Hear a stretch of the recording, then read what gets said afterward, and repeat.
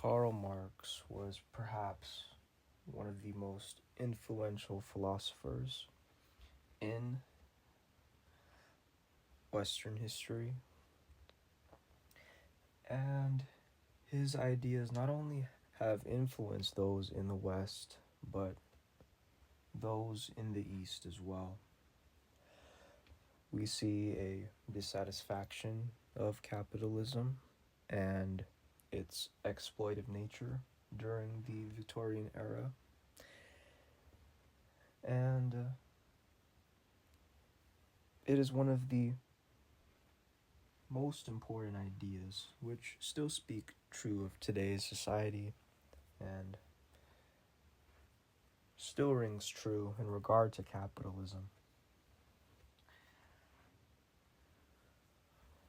Karl Marx clearly was dissatisfied with capitalism and its mode of production, its way of life, and what wage laborers and bosses have in common. Or not in common, but the relationship between them.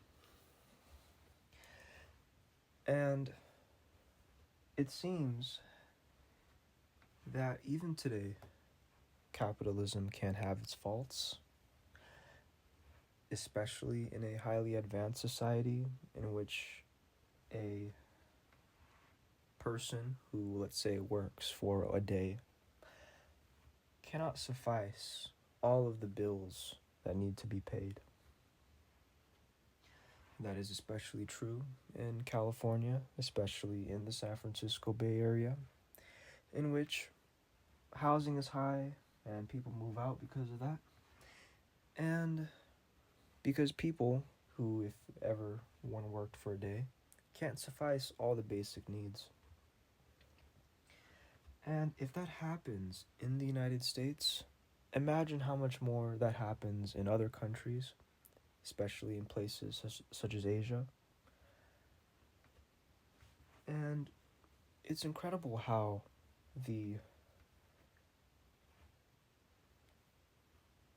Marxism has reached even the farthest kingdom as far as China, coming from Germany, that is.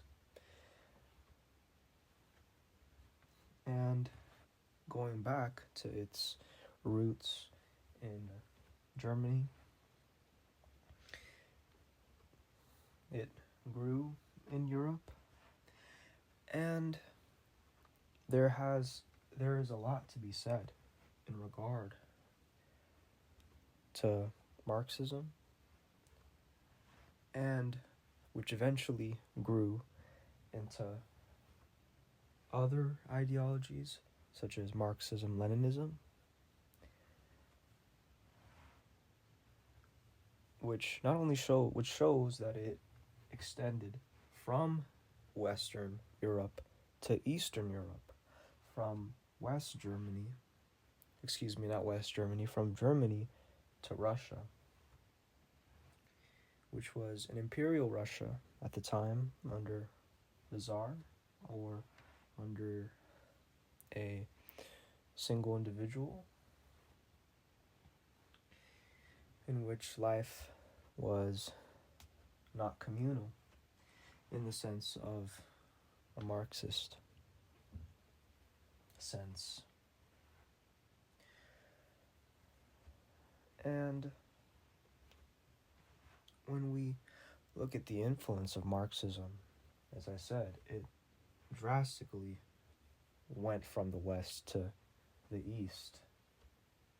And to the East, I mean Russia, China, Vietnam, the Philippines, Thailand.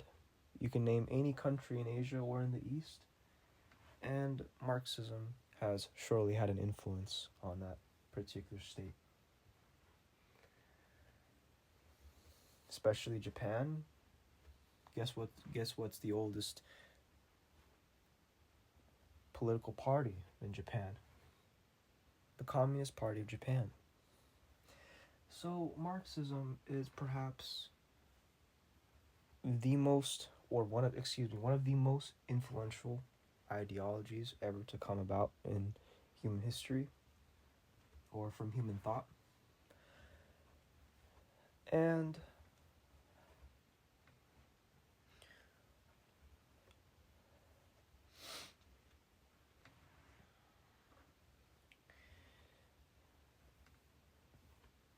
it not only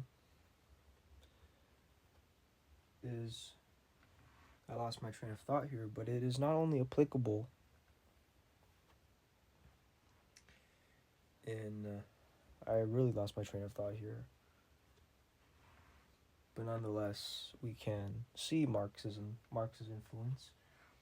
Perhaps I'll regain my thought that I surely lost. But I am just a human, I'm just a man whose thoughts can kind of fumble here and there. As a person, I speak from my mind. I don't have notes. I don't keep notes or write down jot points or bullet points or that sort. But I speak from my mind. I speak from what I learn, and that's that. So pardon me for a little interruption, but nonetheless,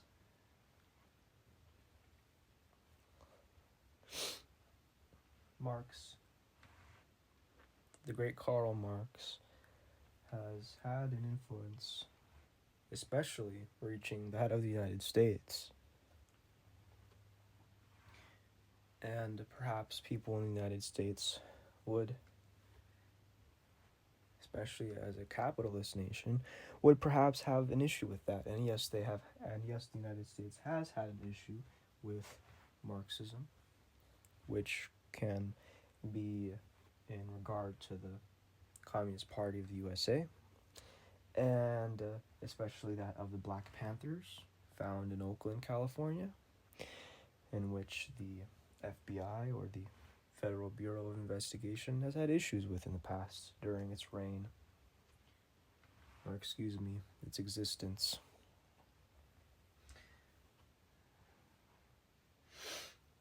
So,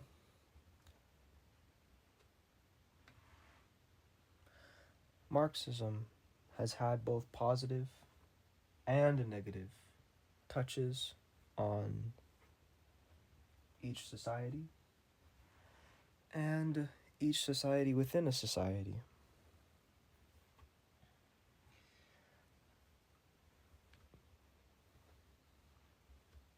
In Russia, it has proved especially true, from the positive sense, that it liberated itself from the traditional structure of politics, of a czar ruling the nation,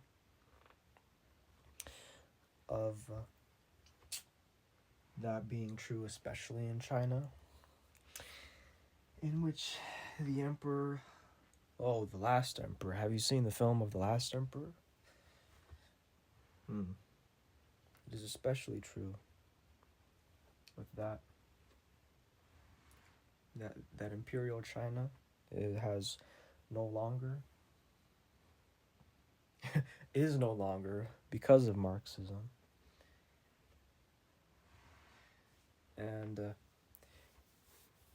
I believe I regained my thought. I regained that thought that I was about to speak, in which I so forgotten. And it's this: that perhaps Marxism is a path toward modernity. That's what I was going to say. That's exactly what I was bloody going to say. And I regained my thought. Marxism is perhaps the footstep into modernity. That is especially true of China, in which Imperial China was once under an emperor, but ever since Mao Zedong took control and power and was influenced by Marxism and had his own Marxism, Leninism, Maoism, or perhaps simply Maoism, he changed Imperial China into a modern China, which is why I say that perhaps Marxism is a footprint, or a footpath toward modernity. And that is especially true of modern China today, in which China is not necessarily a strictly Marxist state, but it is a mixed market, and that is different from how it used to be back in the days. Going from Imperial China to Maoist China into a more mixed economic China, in which it is not purely Marxist and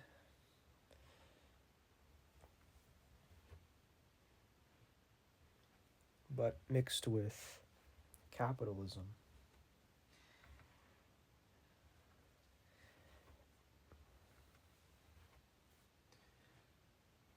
And that can be especially true as well of Russia, in which Marx's influence on Russia went from the same exact transition as China did. Imperial Russia, under the Tsar, was then transitioned by Vladimir Lenin, who was part of the Bolshevik Revolution, and transformed Russia from Tsarist Russia to a Marxist-Leninist Russia. And it became known as the Soviet Union, or the USSR, the Union of Soviet Socialist Republics. And in 1991, the Soviet Union collapsed, thus transitioning from a Soviet state to a modern Russia, the Russian Federation. And mind you,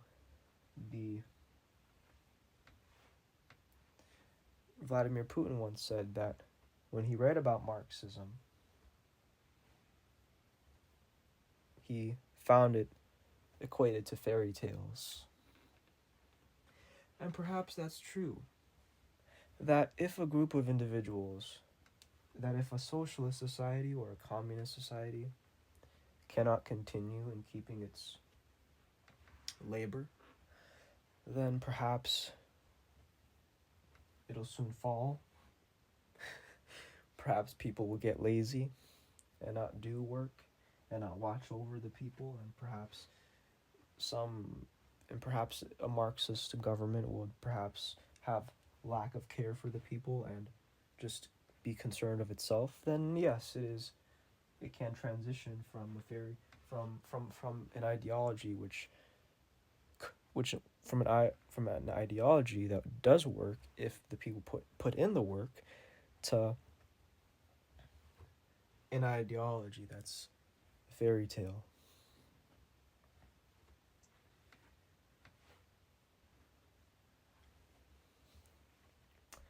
And we can jump over to Vietnam, in which Karl Marx had a huge influence on Vietnam as well.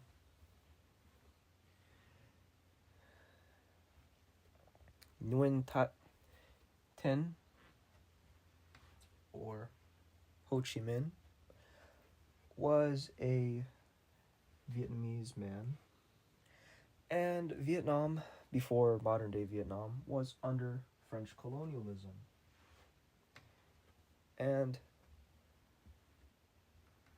this one man, who wanted to solve Vietnam's French colonial problem, found a solution, and that solution was Leninism. Marxism, Leninism. or Marxism.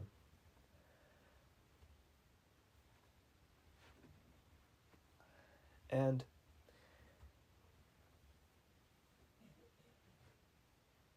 he was active in the Socialist Party, specifically the French Socialist Party.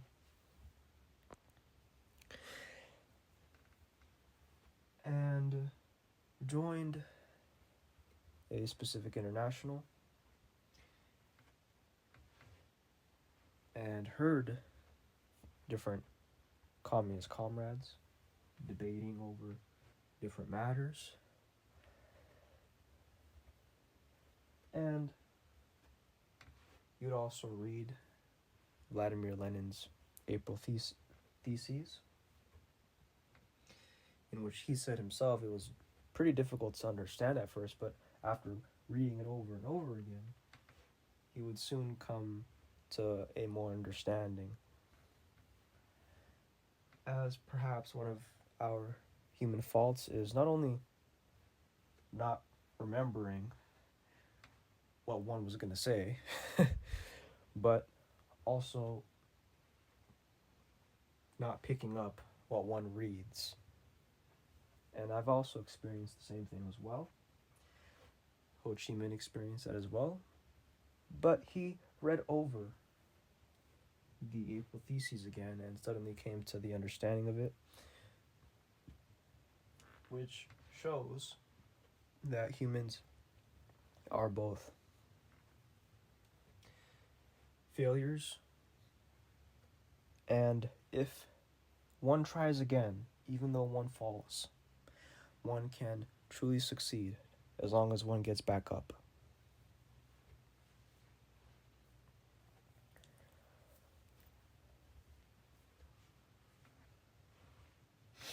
This young Vietnamese man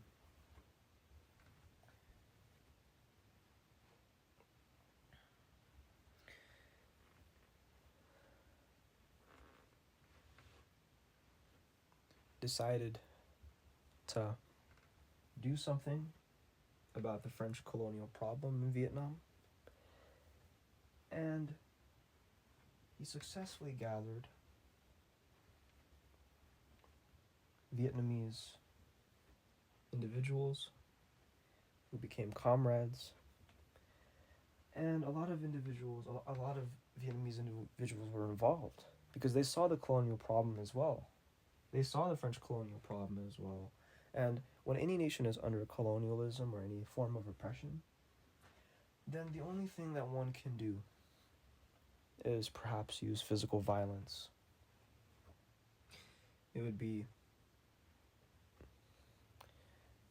Mahatma Gandhi would be an antipode to Karl Marx, in which both methods of liberation when a society is under oppression works, though what has proved most effective was Marx's strategy, as clearly demonstrated in various countries, not just one.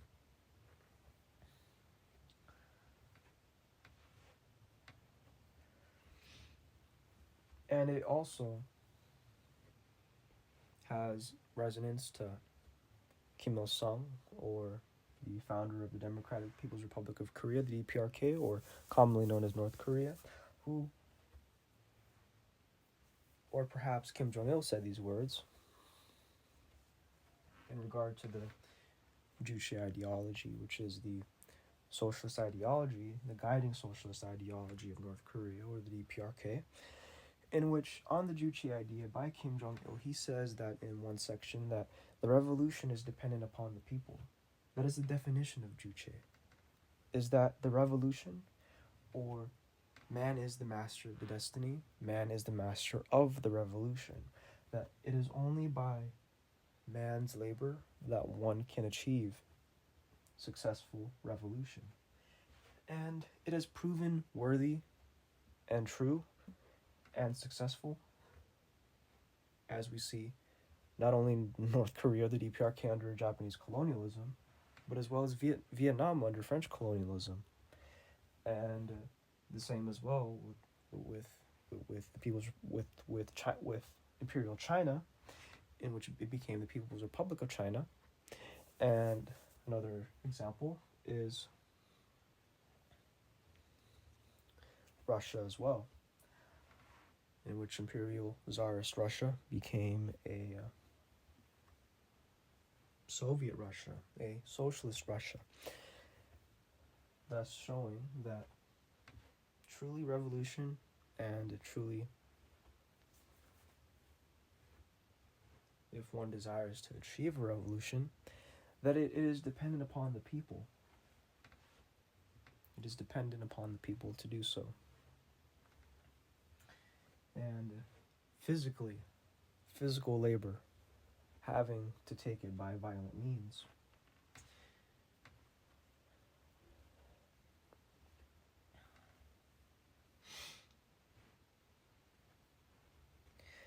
And going back to Ho Chi Minh's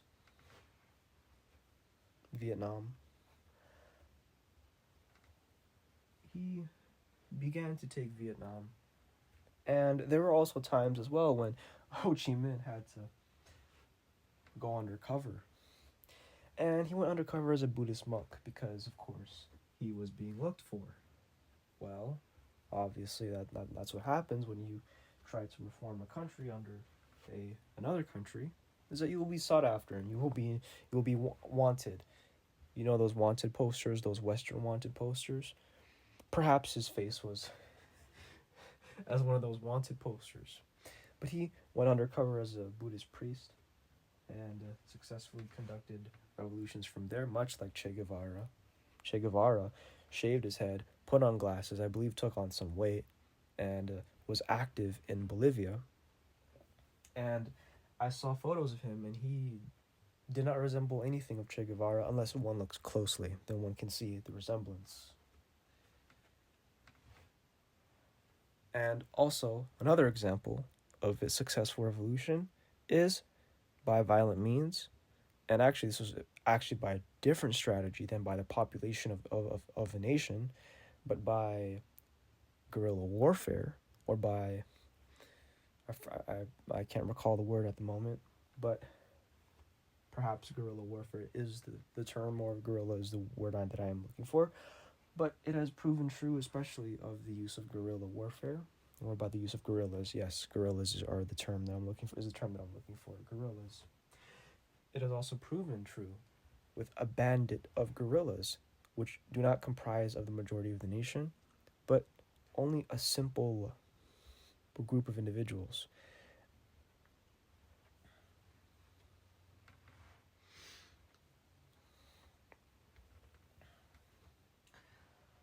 And so Ho Chi Minh decide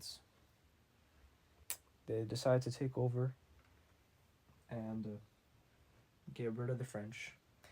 And the Vietnamese communists, Marxist-Leninists, communists, have successfully regained their country, regained their hands from the colonial devil, and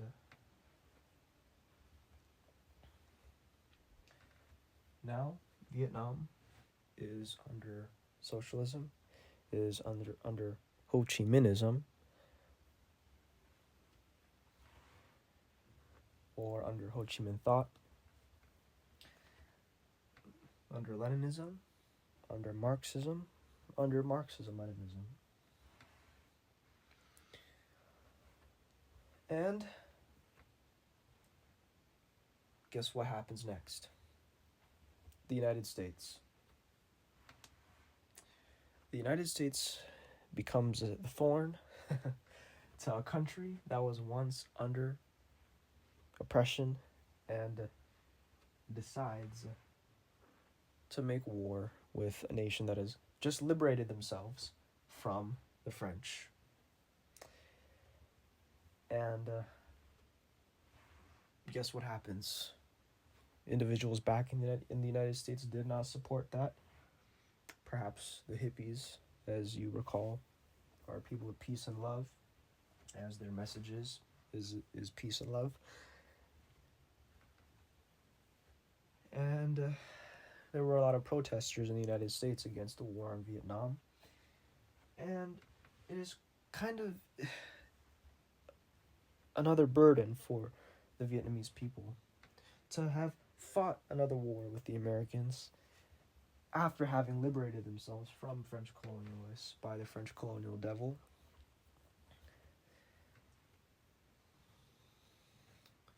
I could just imagine the thoughts of the Vietnamese during that time. They were probably like, "Oh bloody hell! I cannot another war because of what?"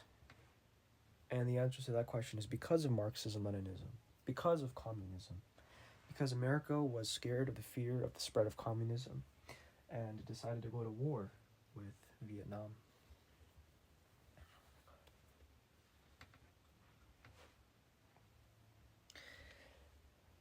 And what was interesting was that the United States was helping Vietnam, and then suddenly it turned its back on Vietnam. You know the saying by Voltaire, "Lord, protect me from my friends, I can take care of my enemies." Perhaps the Vietnamese should have prayed to God about that.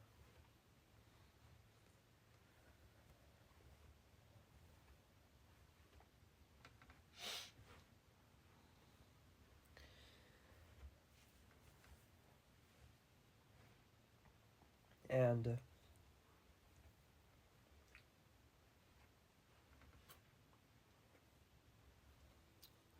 Vietnam, of course, won. And then we go to another country.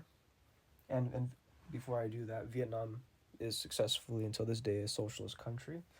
I do believe it does have capitalist elements, modern-day Vietnam. But nonetheless, they are still considered a socialist country.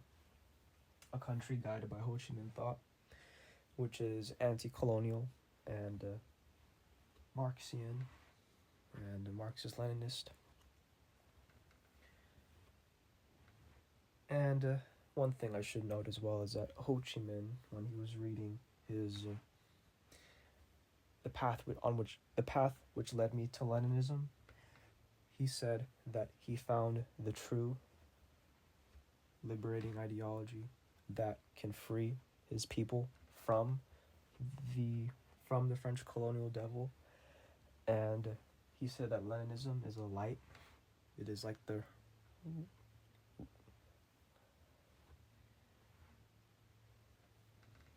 illuminating sun in the sky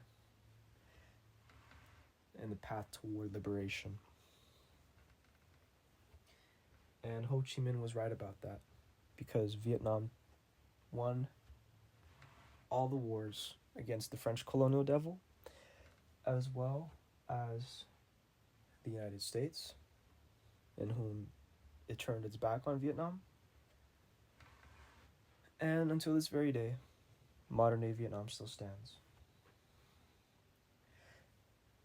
Cambodia is another part of influence of Marxism-Leninism, or perhaps just Marxism. But it does not represent Marxism-Leninism as originally proposed, but perhaps turned Marxism-Leninism to a more Nero-like Marxism-Leninism, in which they completely lack the understanding of a Marxian state. And the Cambodians, or the Khmers, they decided, the Cambodian communists decided to take over Phnom Penh, and their attire is that of soldier attire, and their notable attire of a red and white scarf around their neck.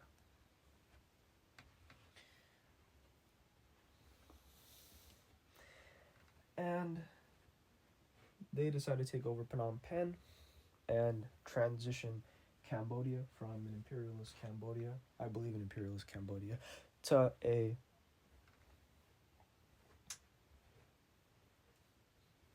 communist Cambodia, or at least quote unquote communist Cambodia, since it is not an actual communist, since it was never an actual communist state.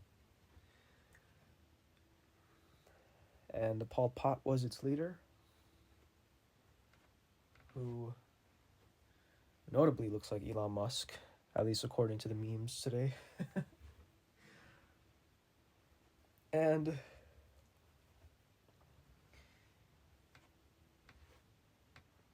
he decides to call Cambodia Kampuchea, and Kampuchea became the name of communist, quote unquote communist Cambodia. And you may be wondering, why are you saying quote unquote communist Cambodia? What do you mean by it is not an actual Marxist state or an actual Marxist-Leninist state? Well, there are many contradictions when it comes to Kampuchea. First of all, Marxism-Leninism is all about the people. It is all about workers of the world unite, not workers of the world slay them if they're Chinese, or slay them if they wear glasses, or slay the intellectuals and slay the French, and keep the Cambodians alive, only the Cambodians, and if you're not Cambodian, or if you're of a religious sect, then you slay everyone. That is completely anti-Marxist, especially anti-Marxist-Leninist, in which it is as taking Marxism-Leninism to a more Nero level of tyranny. And a lot of the so if you were Chinese, you were killed. If you simply wore glasses, you were killed. If you were French, you were killed. If you were simply just not Cambodian, you were killed. And it is completely anti-Marxist, as you hear from the tone, since Marxism or Marxism-Leninism is all about the people. It's all about, it doesn't matter where you're from.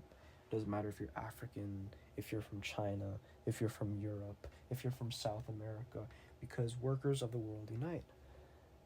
Because it is all about the oppression of people, regardless of your ethnic origin.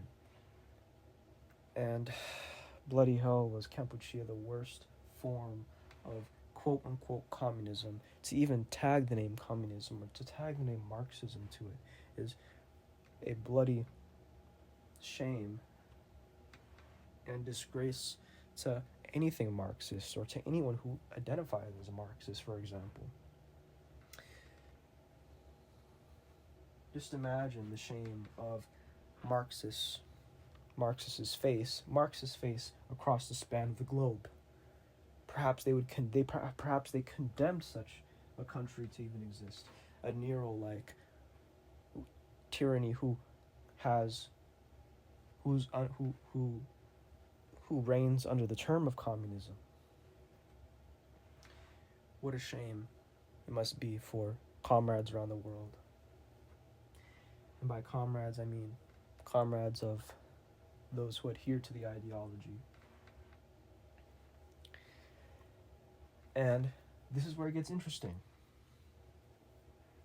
As we talked about Vietnam, the Vietnamese communists decide to go to Kampuchea,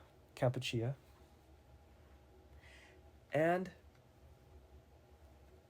fight them. Imagine that. Why? Because they aren't communists in the first place. They are Nero-like tyrannical people. And I didn't even mention to you what happened.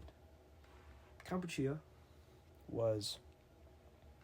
Well, I did tell you what happened, but I didn't tell you specifically the name of the thing. It was called the massacre. There was a huge human massacre in Kampuchea, Cambodia. And that's why if you go to the museum today, you see a bunch of skulls and a bunch of bones. That was all because of the Khmer Rouge. All because of Pol Pot's gang, because of all Pol Pot's goons, quote unquote communist goons, quote unquote Marxist goons, in which they would kill you if you were Chinese or wore glasses or you just were a Cambodian, as I said. And they tortured and done horrendous things to those people. And of course killed them. So that's why you see a lot of bones there. Those are real human skulls in museums if you go to Cambodia. The Khmer Rouge massacre. That is why a lot of Cambodians fled Cambodia and have moved to places such as California. And there are actual survivors, at least as I know, during recent years.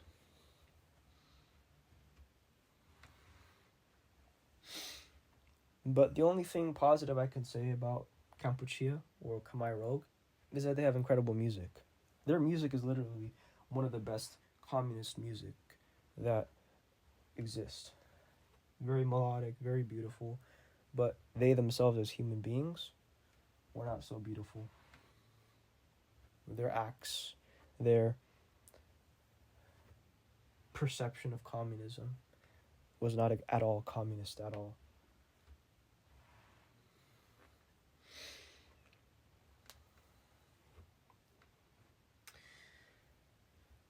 Now we go to the end of Kampuchea, in which, as I said, the Vietnamese decide to go to Cambodia.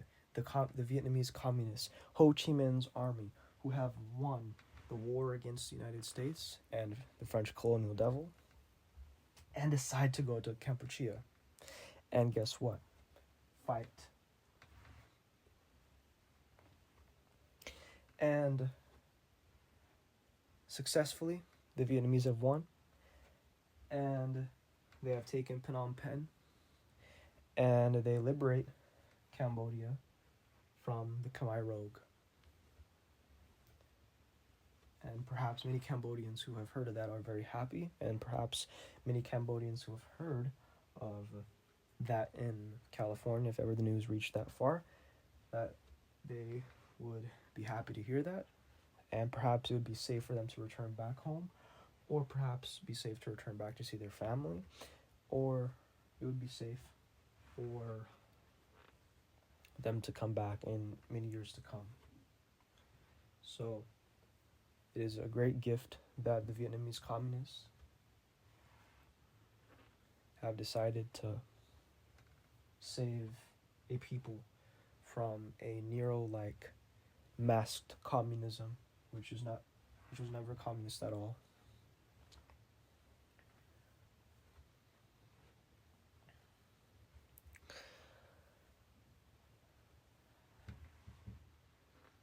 And Japan, this political party is the Communist Party of Japan. And in Asia, many of the communist parties become a great influence from Karl Marx. And in the Philippines, the Communist Party of the Philippines forms. And until this day, they are guerrilla warfare fighters, as that of Che Guevara, in which communism now will be spoken of in the Americas, in the Caribbean, and in the Americas. In Cuba, which was not a communist state to begin with, or a socialist state to begin with, there were a group of people, Fidel Castro and Che Guevara, and they decide to form a group of people. Che Guevara, not being a Cuban man at all, being a man from Argentina, who saw the social structure, the economic social structure of poor, rich, as something to be fixed. He saw it as an economic injustice to humanity, and he decides that needs to be changed. And he decides to have a group with Fidel Castro in Cuba, and a small group of guerrilla warfare fighters decide to takeover in Cuba.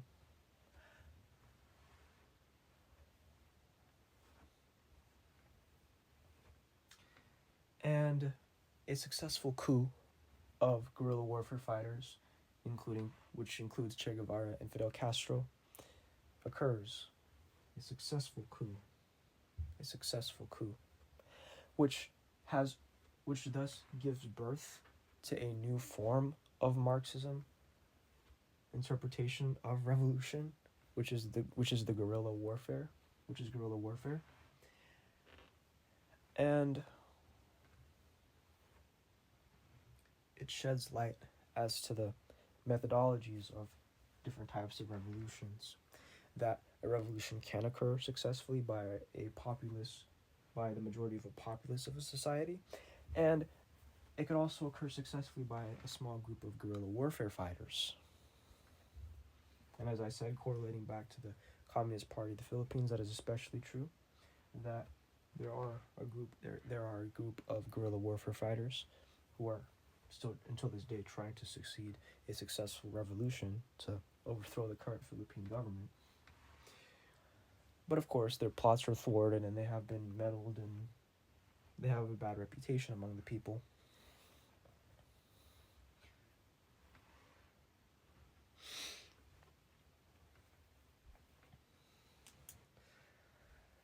But going back to Cuba, we see that the Cuban Revolution becomes successful, and a new birth of Marxist revolution has come to light, and its interpretation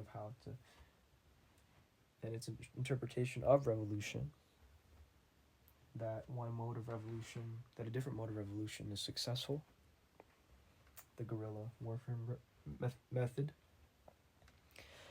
And Fidel Castro is implanted as the new leader of Cuba.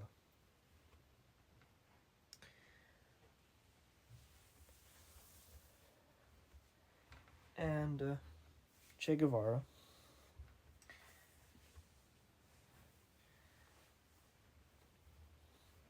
is also part of the Cuban government as well. Despite his Argentinian heritage, and this very clearly shows you and reflects to you the true nature of Marxism, the true nature of socialism, and the true nature of communism, that this is the true nature and the true essence of those isms that I've mentioned, those ideologies that I've mentioned, unlike the Campuchian way of doing it, that despite Che Guevara being an Argentinian, was part of the Cuban government, fought in the Cuban Revolution, despite him not being Cuban, but Argentinian. This shows that Marxism can be proved worthy of success despite one's ethnic heritage.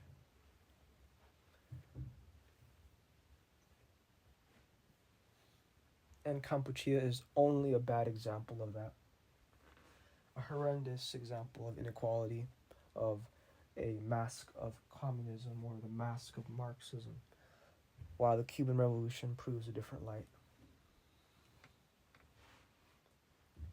It sheds the light of Marxism that it doesn't matter whether you are Argentinian or Cuban. If you are a comrade, you are a comrade, despite you being from Africa, or from Europe, or from Asia. That those are true brothers and sisters in the fight of liberation, in class struggle, in class consciousness, being awoken to class consciousness. As long as you are within that state, despite one's ethnic heritage, then one can truly participate in successful revolutionary activities, and Marxism and socialism and communism. A beautiful example, the Cuban Revolution, a beautiful example of diversity. Though similarity in tongue, diversity in nationalities, that they can come together as one.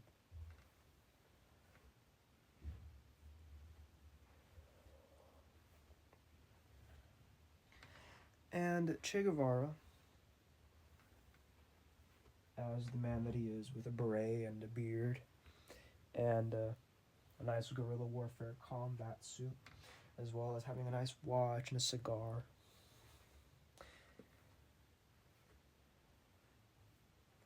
He gives a speech at the UN, at the United Nations, and he said that we just want to implement socialism or practice socialism. That's all they want. And perhaps one can say that Che Guevara is an evangelist or a missionary, spreading the Dawa or the truth or the light to all of humanity who have been oppressed by capitalism. Since Che Guevara decides to go to other countries as well, to the Congo, and I believe that failed, to fight there and to establish a Marxist state, but that failed. And so Che Guevara comes to his last years. He comes to his last years of having to disguise himself. As we go here again with the disguises, he shaves his head, wears glasses, and I believe he gains a little weight. If not, then at least he has shaved his head and his beard and wears glasses and looks like an old man. And he looks completely different from how other people would see him. But when one looks very closely, one can see a resemblance of him. It takes a good eye to examine that was really him. Because his disguise was bloody incredible.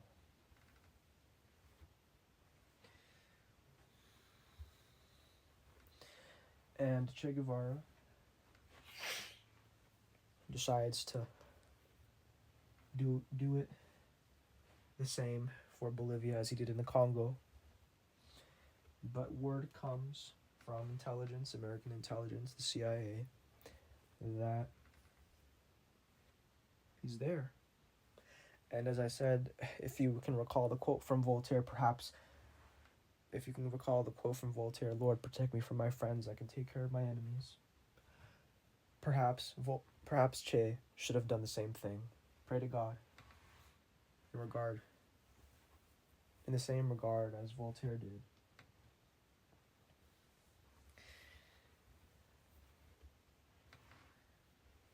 Since that is exactly what happened to Che Guevara. Che Guevara was caught, and Che Guevara was executed. I believe the following day, or days after, or weeks after. I believe he was hanged. And the end of a great revolutionary, and who was also praised by Kim Il-sung as well, the founder of, as I said earlier, the DPRK, or North Korea. Che Guevara has come to an end. He has expired. And so a song was sung to him. It goes something like this. Aquí se queda la clara, la transparencia,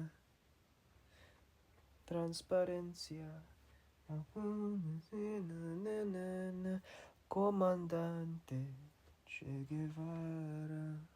Aquí se queda la clara, transparencia,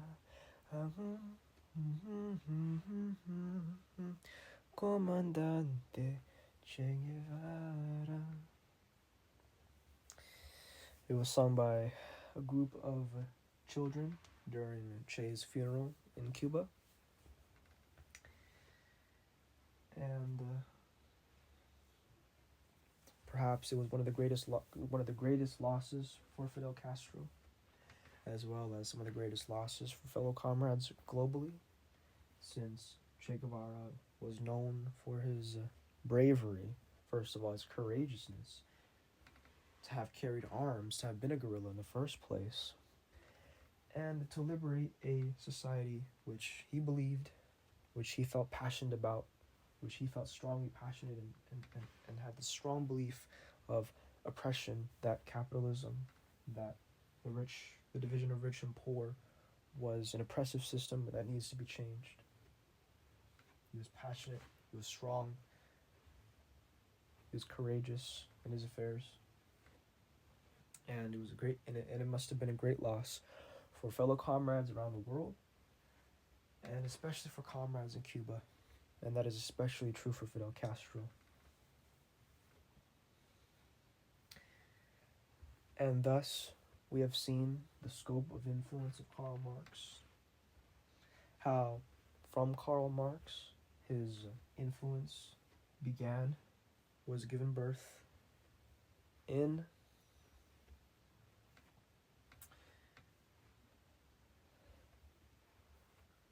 Germany, extending its way out to the east, and especially to the Americas.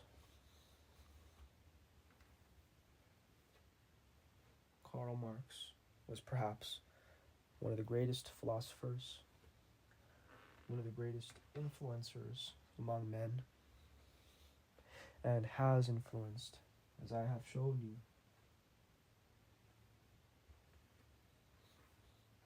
men starting from the West, expanding its way out to the East and to the Americas. Truly a marvel to behold. And until this very day, he is still as alive. His spirit still lives within the hearts of men, in the hearts of his writing, of Capital, and other such works, and especially the Communist Manifesto.